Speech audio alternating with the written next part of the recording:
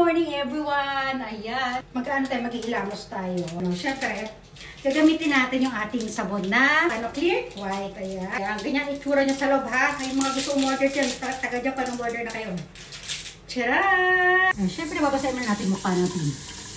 Pangalan pa yun ha.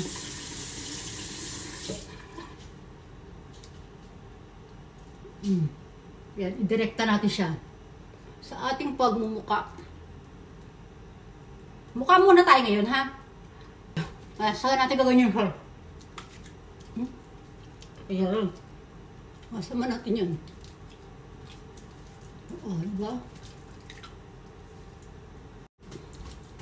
Ayan, basahin natin konti.